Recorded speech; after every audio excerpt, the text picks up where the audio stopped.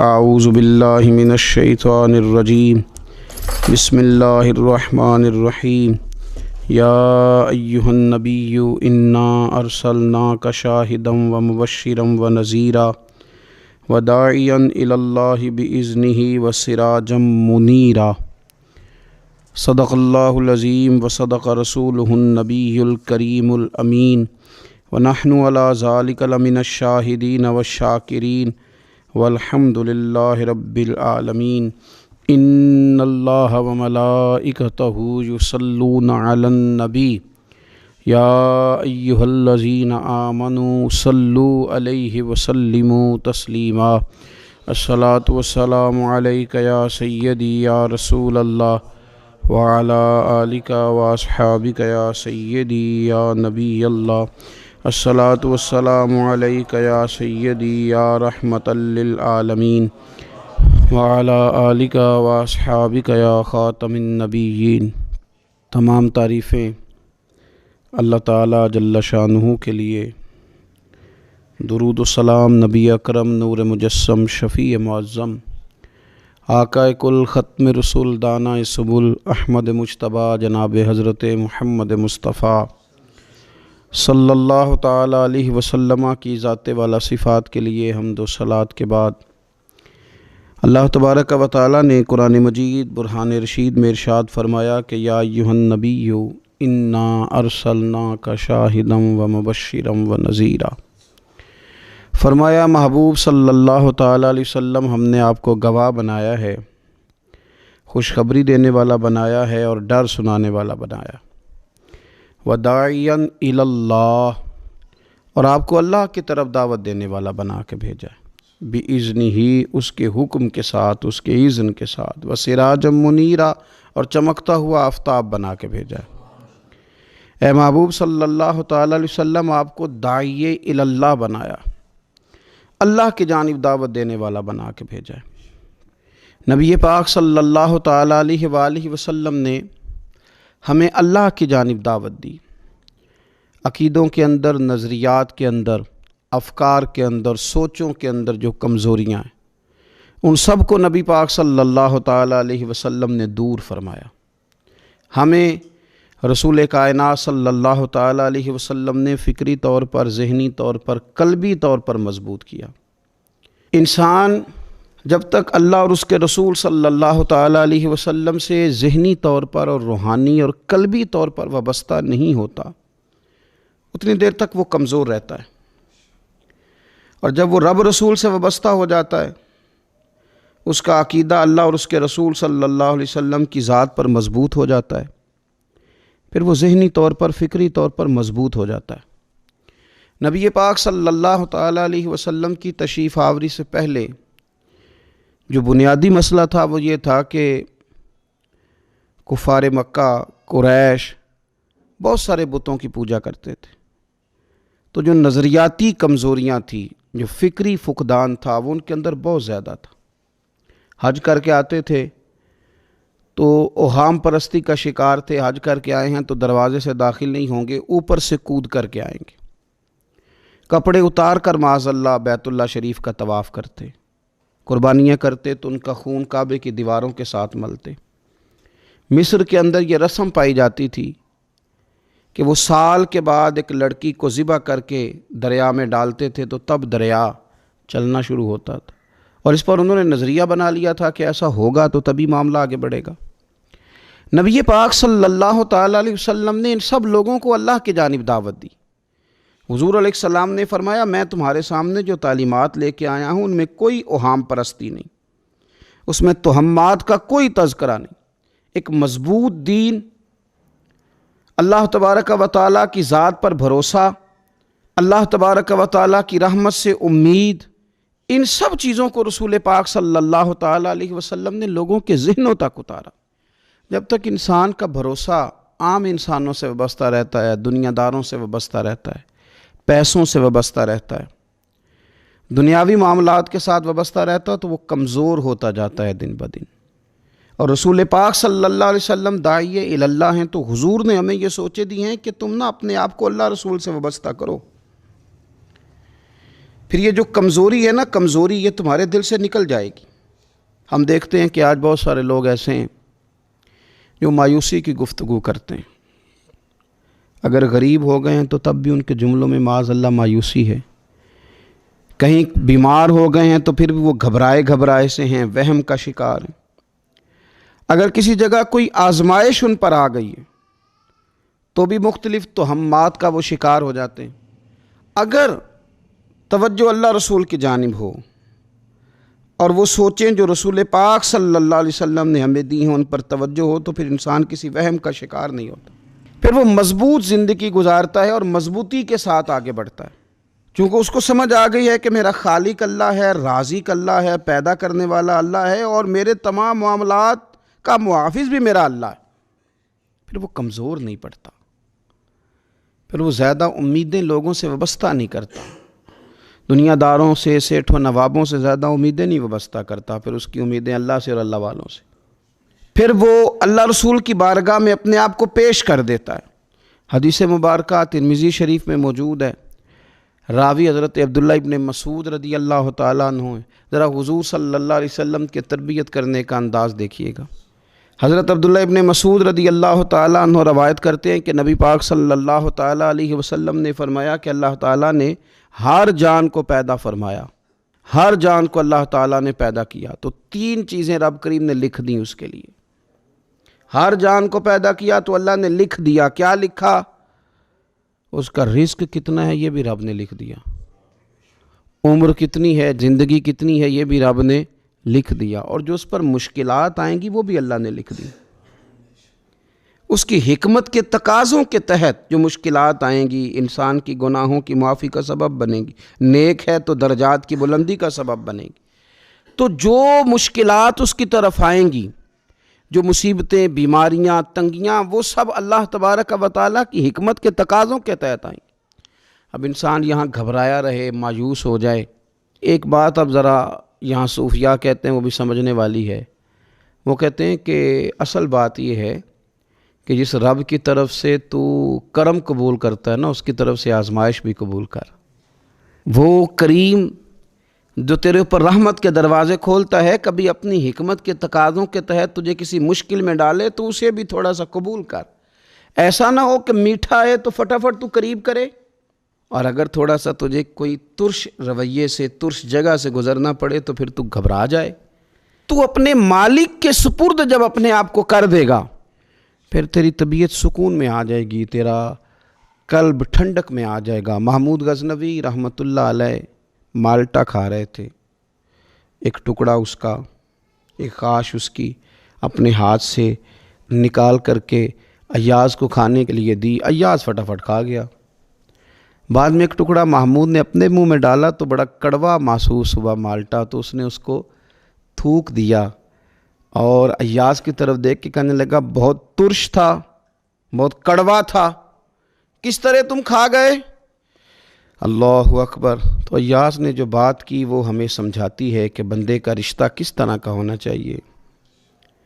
ایاز کہنے لگا آقا ساری زندگی تیرے ہاتھوں سے میٹھے کھائے، آج ایک کڑوا آیا تھا تو میں اگر اسے تھوک دیتا، یہ کو آئینے وفاداری تو نہ ہوا۔ انسان کو اللہ کی طرف سے نعمتیں آتی جائیں، رحمتیں آتی جائیں، تندرستیاں آتی جائیں، لیکن کسی جگہ ذرا کمزوری دیکھنی پڑے تو انسان اس جگہ ٹھہر جائے، اس جگہ وہ گھبرا جائے، وہم کا شکار ہو جائے، پتہ نہیں کیا ہو جائے گا، ان چکروں میں پڑ جائے، تو یہ بات درست نہیں ہے۔ اب یہ کہ ہم کیا کرتے ہیں، ہم نے اپنی ساری توجہات کا مرکز دنیا والوں کو بنا لیا ہے، دنیا والوں کو کیسے راضی کرنا ہے، ان کو کیسے سیٹ رکھنا ہے، لوگوں کے ساتھ اپنے تعلقات کو کس طرح کر کے مضبوط کرنا ہے، بس اسی میں ہمارے صبح و شام گزر جاتے ہیں۔ 3-4 جگہوں پہ دعوت مل گئی ایک دن میں، ایک جگہ ولیمے پہ جانا تھا وہاں خود چلے گئے، ایک جگہ اصال ثواب کی تقریب تھی تو وہاں بیٹے کو بھیجا، اور ایک جگہ اور کسی معاملے میں دعوت تھی تو وہاں فون کر کے معذرت کر لی۔ کسی طریقے سے لوگ راضی رہیں۔ پھر کیا ہوتا ہے، پھر انسان کو یوں محسوس ہوتا ہے کہ اسے فٹ بال بنا لیا گیا۔ آپ لوگوں کی توقعات پہ کتنا پورا اتریں گے؟ بس آپ اپنے ضمیر سے پوچھیں کہ ہم اللہ اور اس کے رسول صلی اللہ تعالیٰ علیہ وسلم کے ساتھ اخلاص رکھتے ہیں، ہمارا دل اس پر مطمئن ہے جو کام ہم کر رہے ہیں، جو سفر ہم نے شروع کیا ہوا ہے وہ رب کی رحمت کی طرف ٹھیک بڑھ رہا ہے۔ باقی یہ کہ لوگوں کو راضی کرنے کی کوشش میں رہنا اور لوگوں پر توجہ رکھنا اور لوگوں کے معاملات ہر وقت دیکھتے رہنا، یہ چیز انسان کو کمزور بھی کر دیتی ہے اور بعض اوقات اسے لوگوں کے سامنے رسوا بھی کر دیتی۔ حضرت سیدنا عبداللہ ابن عباس رضی اللہ تعالیٰ عنہ موجود تھے تو رسول پاک صلی اللہ تعالیٰ علیہ وسلم نے انہیں نصیحت فرمائی۔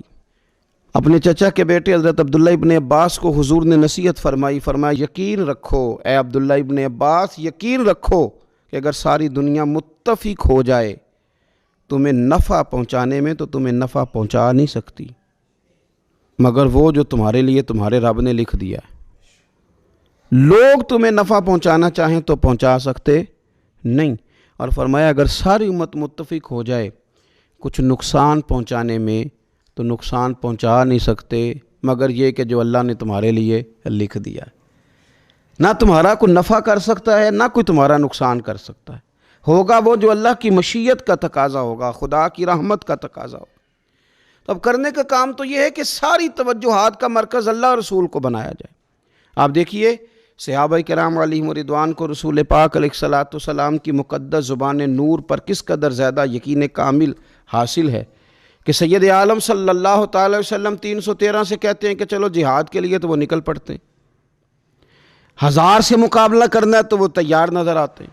حضور علیہ السلام کہتے ہیں خندق میں چلو تو وہ تیار نظر آتے ہیں۔ حضور صلی اللہ تعالی علیہ وسلم جو وعدہ ان کے ساتھ کرتے ہیں تو وہ منوعاً اس وعدے پر توجہ کرتے ہیں۔ تو میرے عزیز یاد رکھنے کی بات یہ ہے کہ اگر ہمارا بھروسہ اللہ رسول پہ مضبوط ہو جائے، وہ وعدے جو ہمارے ساتھ ہمارے نبی پاک صلی اللہ علیہ وسلم نے فرمائے ہیں کہ سچ بولو گے تو نجات پا جاؤ گے، وہ جو نبی پاک صلی اللہ علیہ وسلم نے ہمیں فرمایا کہ 2 چیزوں کی تم مجھے ضمانت دو، میں تمہیں جنت کی ضمانت دیتا ہوں۔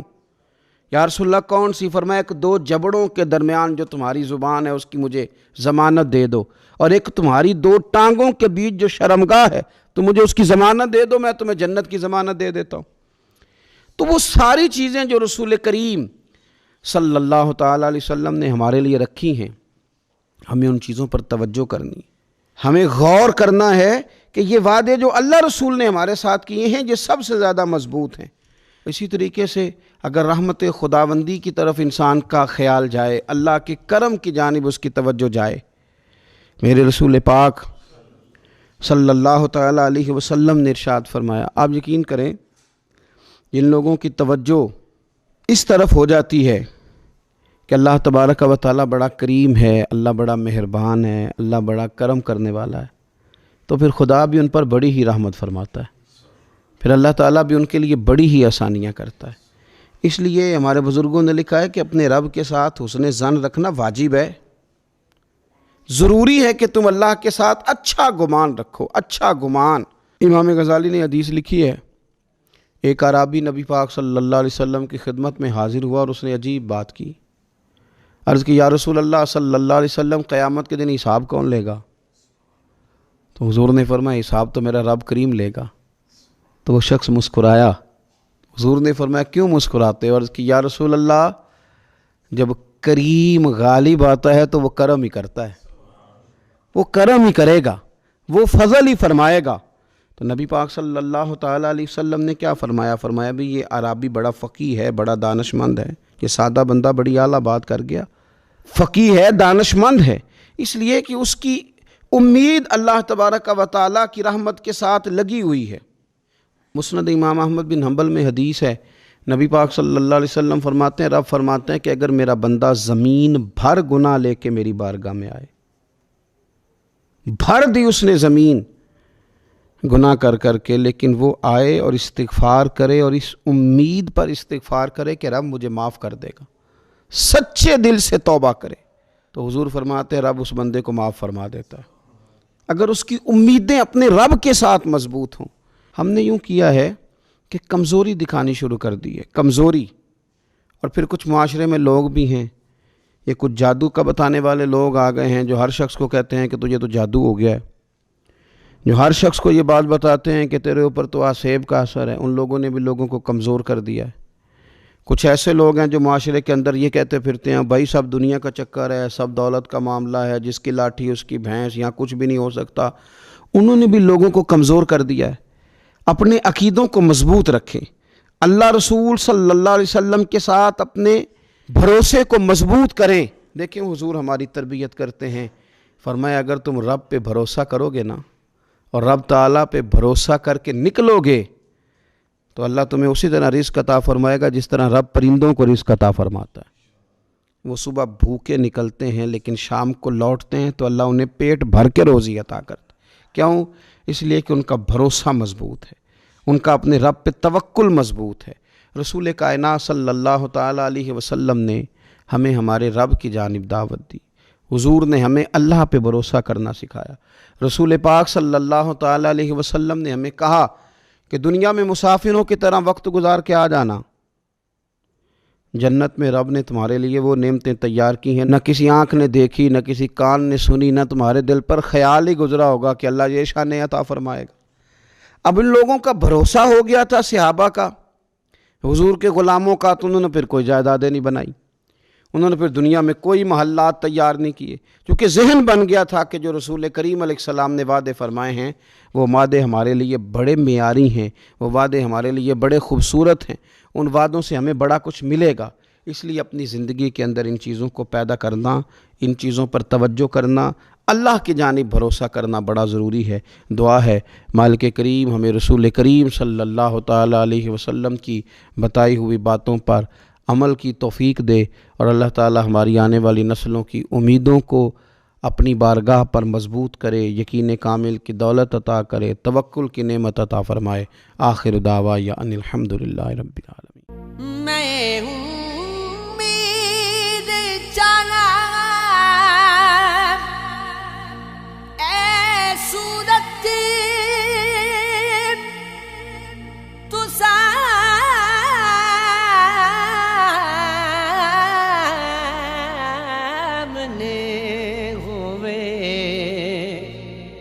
تیرے قدماں تے سر ہووے۔